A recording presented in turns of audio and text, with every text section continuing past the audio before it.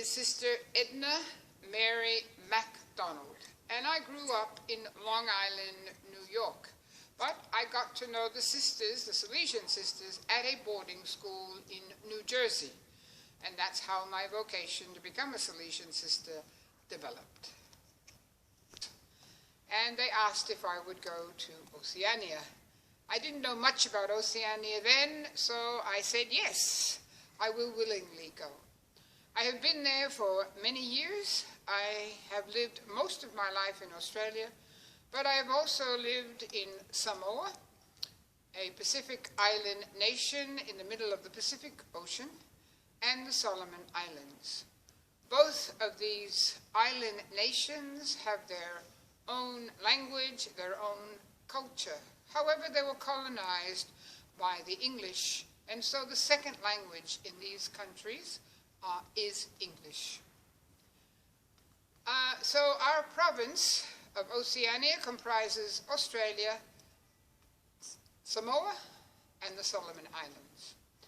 The cultures of all these three countries are very different. The culture of Australia is intercultural at this point. Australia welcomes people from all nations, all cultures, and all races.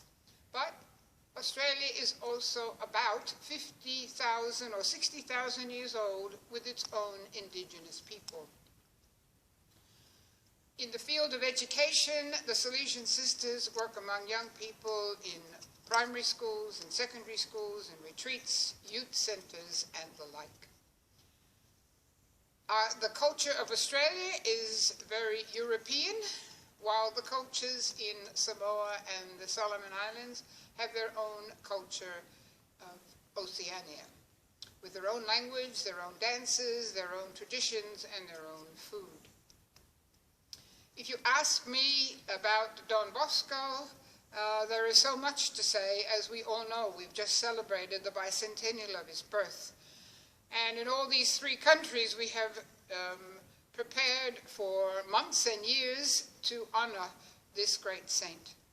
But the one thing that I can say is that Don Bosco attracts young people because of his own life, because he was an ordinary person with his own family difficulties, with his own cultural difficulties, and yet he did so much for young people with the little he had.